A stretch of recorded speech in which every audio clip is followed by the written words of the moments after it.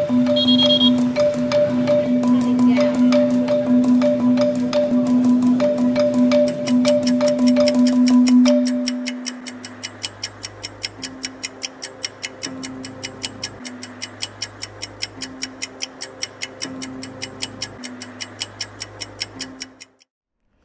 वालेकुम जी, मेरा नाम फैसल जापान वाला है और मेरी कंपनी है टाइम क्लब के नाम से। उसमें हम तकरीबन 17 साल से जो है लोगों को टाइम मैनेजमेंट पढ़ा रहे हैं और टाइम मैनेजमेंट सिखा रहे हैं।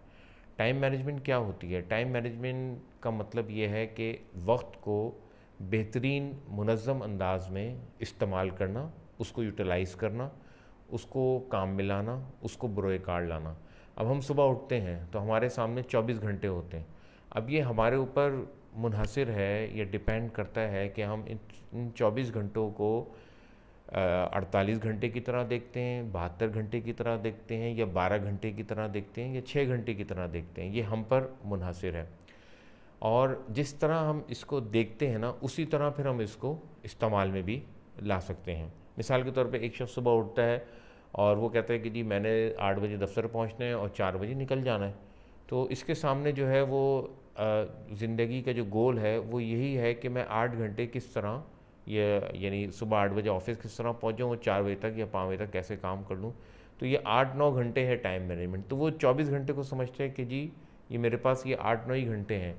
हालांकि 24 घंटे हकीकत में 8-9 घंटे नहीं हैं, बल्कि ये 24 घंटे हैं। 8-9 घंटे से ज़्यादा हैं, 24 घंटे। अच्छा, आपने अपने इर्द गिर्द बहुत से लोगों को देखा होगा जो अपनी ज़िंदगी में बहुत ज़्यादा काम कर रहे होते हैं। मिसाल के तौर पे मैं आपके सामने जो है ना वो 2 मिसालें पेश करता हूँ। एक मिसाल जो है वो हकीम मोहम्मद सईद साहब की है। हकीम मोहम्मद सईद साहब अपनी 76 साल की उम्र में बहुत ज़्यादा रोल्स प्ले कर रहे थे, बहुत ज़्यादा काम कर रहे थे। मिसाल के तौर पे वो हमदर्द लेबॉर्ट्रीज़ के सदर भी थे, वो अपना मकतब भी चलाते थे, वो जो है वो हमदर्द और नौनिहाल रिसाला भी निकालते थे, फिर उसके साथ वो गवर्नर ऑफ सिंध भी रहे। तो एक दफ़ा जो है एक साहब बताने लगे कि मैं हकीम साहब से उनके घर मिलने के लिए गया तो हकीम साहब घर पे नहीं थे। तो हकीम साहब का अगले दिन उनके हाथ से लिखा हुआ एक ख़त मेरे पास आया कि मैं माज़रत चाहता हूँ, आप मुझसे मिलने के लिए आए थे, मैं घर पे नहीं था, तो अगर आप दोबारा मिलना आना चाहें तो मैं फ़लाँ दिन फ़लाँ वक्त आपका इंतज़ार करूँगा और घर पे मौजूद हूँगा, तो आप आना चाहें तो आ सकते हैं। तो इनफरादी सतह पे या इंडिविजुअल लेवल पे लोगों के साथ ख़त व किताबत भी और ताल्लुक़ात भी इस्तवार रखे हुए थे। और अजीब बात यह है कि उनकी जो प्रोडक्ट है यानी रूह अफ़ज़ा, वो उन्होंने दुनिया के दूसरे कोने तक पहुंचाई। जहां आपको पाकिस्तानी मिलेंगे वहां आपको रूह अफ़ज़ा मिलेगा। तो बिज़नेस के तौर पे यानी कारोबारी तौर पे भी वो एक जो है वो बहुत ज़्यादा काबिल शख्स थे और कामयाब शख्स थे। अच्छा, कभी आपने ये नहीं सुना होगा कि जी हकीम साहब जो हैं वो गवर्नर ऑफ सिंध हो गए, लिहाजा अब हमदर्द और नौनिहाल रिसाले में उनके आर्टिकल नहीं आ रहे। नहीं, उसके बावजूद उनके आर्टिकल भी आ रहे हैं, वो अपने सफ़रनामे भी लिख रहे हैं और सफ़र पे भी जा रहे हैं।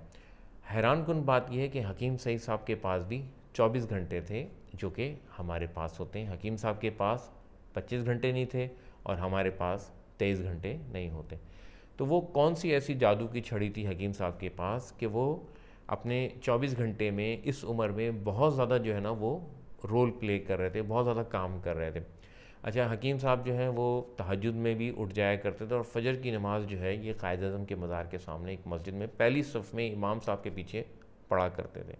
यानी ऐसा नहीं है कि दिन भर की मसरूफियात रही हैं तो अब रात को देर से सोएं तो सुबह देर से उठें कि जी बहुत दिन जो है ना वो बिज़ी था और बहुत ज़्यादा हेडेक डे था, ऐसा नहीं है। उन्होंने अपनी नींद को भी मैनेज किया हुआ है और अपनी इबादत को भी मैनेज किया हुआ है। यानी अच्छे कारोबारी के साथ वो अच्छे हकीम भी थे और एक अच्छे मुसलमान भी थे।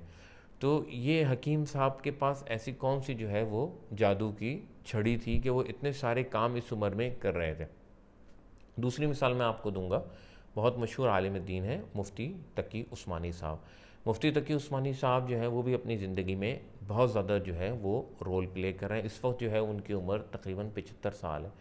वो अपने मदरसे में बुखारी भी पढ़ाते हैं कि जो सबसे बड़ी हदीस की किताब है, वो सफ़र भी करते हैं और फिर बैंकों के जो है वो शरिया एडवाइज़र भी हैं और पूरी दुनिया में इस्लामिक कौंसल है, इस्लामिक बैंकिंग कौंसल है, उसके सदर भी हैं। फिर इस्लामी नज़रियाती कौंसिल है उसमें भी वो रहे हैं। फिर जद्दा फ़िक़्ह एकेडमी है, पूरी दुनिया के मुस्लिम उलमा की एक कौंसिल है जिसमें नए मसाइल पर बहस होती है, उसके नायब सदर भी हैं, तो उसके इजलास में भी जाते हैं।